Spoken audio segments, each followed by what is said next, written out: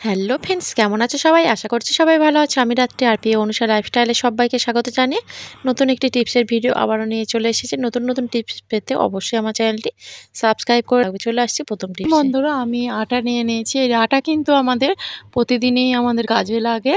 তো আটাটা আমরা যখনই রুটি বা পরোটা করি তখনই কাজে লাগবে। আর আটাটা অনেক দিন দেখা যায় হয়তো কোথাও বেড়াতে যাব বা কোথাও যাব, তখন কিন্তু আটার মধ্যে পোকা লেগে যায় বা ফাঙ্গাস লেগে যায়। তো আর এই আটার মধ্যে কেন এরকম হচ্ছে আপনারা হয়তো বুঝতেই পারছেন না। যখন তখন হয়তো আমরা রুটি করব, তখন হয়তো আমরা ভিজে হাতে গিয়ে আটাটা নিলাম, বা কখনো দেখা যায় আটার গুলিটা করে সেটা কিন্তু আমরা আটার এর ভিতর থেকে আমরা বুড়িয়ে নিয়ে যখন বেলবো তখনই আমরা এটা করে থাকি। তখন কিন্তু এটা অনেক দিন হয়ে যাওয়ার পরে কিন্তু এটা এরকম হয়ে যেতেই পারে। পোকা লাগতে পারে বা ফাঙ্গাস লেগে যায়। তার জন্য আমি কি করছি, একটা আলাদা করে কন্টেনারের মধ্যে যদি আমি এইভাবে অল্প কিছুটা আটা নিয়ে রেখে দিই, তখন কিন্তু কোনো রকম আমাদের এই যে বড় জারে করে আমরা আটা রাখবো, তখন কিন্তু এর মধ্যে কোনো রকম পোকাও লাগবে না, ফাঙ্গাসও ধরবে না। আর যখনই কোথাও বেড়াতে যাব, ছোট কন্টেনারের মধ্যে যে আটাটা আছে ওটা যদি আমরা একটু রুটি করা তাওয়ায় করে সেঁকে নিয়ে রেখে দিয়ে যাই, তখন কিন্তু আর এর মধ্যেও পোকা লাগবে না। এটা কেমন লাগলো অবশ্যই আপনারা কমেন্ট করে জানাবেন। আর চলে আসছি পরবর্তী টিপসে। আর দেখুন বন্ধুরা, এরকম ফেভিকল আটা কিন্তু আমাদের প্রত্যেকেরই বাড়িতে থাকে। বাচ্চা থাকলে অবশ্যই করে থাকতে হয়। তো এগুলো কিন্তু বাচ্চাদের বই খাতা জোড়ার জন্য দরকার লাগে, বা অন্য কাজে কিন্তু আমাদের দরকার লেগে থাকে। আর যখন হাত দিয়ে আমরা এই দেখুন আটাটা বার করে যখন বই খাতা জোড়ার জন্য লাগিয়ে থাকি, তখন কিন্তু আটাটা শুকিয়ে গেলে তখন এই আটাটা কিন্তু কিছুতেই আমাদের হাত থেকে উঠতে চায় না। অনেক ঘষাঘষি করার পরেও কিন্তু এটা উঠতে চায় না। তার জন্য আমি কি করছি দেখুন, লবণ আমি নিয়ে নিয়েছি, যেটা আমাদের খাওয়ার লবণ।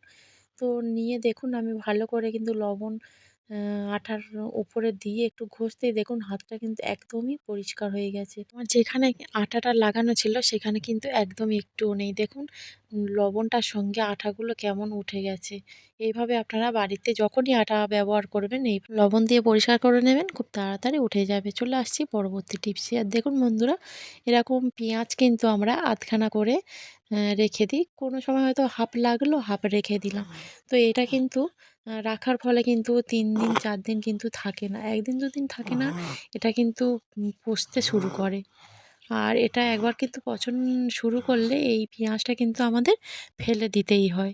আমাদের আর কোনো কাজে লাগে না। আমরা কিন্তু খেতেও পারি না। তার জন্য আমি কী করছি দেখুন, আমি আ উম সর্ষের তেল আমি নিয়ে নিচ্ছি। তো ২ ফোঁটার মতো আমি সর্ষের তেল নিয়ে নিলাম। নেয়ার পরে কী করে দেখুন, আমি হাত দিয়ে কিন্তু ভালো করে পেঁয়াজটার মধ্যে ওপরের ভাগটা কিন্তু আমি মাখিয়ে নিলাম। নেয়ার পরে আমি এটা কিভাবে রাখবো আপনাদেরকে দেখাবো। তো যেইভাবে রাখলে পেঁয়াজটা কিন্তু আমাদের ৪-৫ দিন ৬ দিন কিন্তু এমনি রাখলেও থাকবে। আর ফ্রিজের মধ্যে যদি আমরা রাখি, এই পেঁয়াজটা কিন্তু সপ্তাহ ২ থেকেই যাবে। তো আমি একটা প্লেট নিয়ে নিচ্ছি। তো আপনারা চাইলে কিন্তু প্লেটের বদলে কিন্তু আপনারা বাটির মধ্যেও রাখতে পারেন। যেকোনো কিছুতে এইভাবে যদি পেঁয়াজটা উপুড় করে রেখে দেন, তাহলে কিন্তু এইটার আর কোটিং পড়বে না, আর কোনো রকম কিন্তু পচনও ধরবে না। বাড়িতে অবশ্যই টিপসটা অ্যাপ্লাই করবেন। চলে আসছি পরবর্তী টিপসে। আর দেখুন বন্ধুরা, আমরা প্রতিদিনই এরকম একটা ভুল করেই থাকি যে আমাদের ব্যস্ততার কারণে কিন্তু আমরা প্রায় সময় কী করি, আমরা কিন্তু এই ডালটা যখনই সিদ্ধ বসাই তাড়াতাড়ি হওয়ার জন্য প্রেশার কুকারে দিয়ে থাকি। কিন্তু প্রেশার কুকারে দিলে কি হয়, আমরা যে ডালের দেখুন তার প্রথমের দিকে একটা ফেনা ওঠে, এই ফেনাটা কিন্তু আমরা ফেলতে পারি না। আর এই আমাদের ফেনাটা যখন আমাদের শরীরের মধ্যে যায় তখন কিন্তু আমাদের অনেকটাই শরীরও খারাপ হয়ে যেতে পারে। আর অনেক নানা রকম কিন্তু আমাদের রোগ বাসা বাঁধতে পারে আমাদের শরীরের মধ্যে। তাই যখনই আমরা ডাল এরকম সিদ্ধ করব, প্রেশার কুকারে না দিয়ে যদি আমরা প্রথমেই এরকম কিছু পাত্রে আমরা সিদ্ধ করে নিই, তারপরে যদি আমরা এই ফেনাটা ফেলে দিয়ে প্রেশার কুকারে দিয়ে থাকি, তখন কিন্তু আমাদের আর কোনো সমস্যাও থাকবে না। কোনো রকম কিন্তু আমাদের শরীরের মধ্যে রোগও বাসা বাঁধবে না। অবশ্যই কিন্তু টিপসটা আপনারা বাড়িতে অ্যাপ্লাই করবেন। টিপসটা অনেকটাই ছোট হলেও কিন্তু অনেকটাই কাজে, আমাদের কিন্তু অনেকটাই সুবিধা হবে। বাড়িতে অবশ্যই আপনারা টিপসটা অ্যাপ্লাই করবেন। চলে আসছি পরবর্তী টিপসে। আর দেখুন বন্ধুরা, আমি একটা সুতোর রিল নিয়ে নিয়েছি। আর এরকম সুতোর রিল কিন্তু আমাদের সবার বাড়িতেই থাকে, কেননা সবসময় তো আর আমরা বাজারে গিয়ে জামা কাপড় সেলাই করতে পারি না।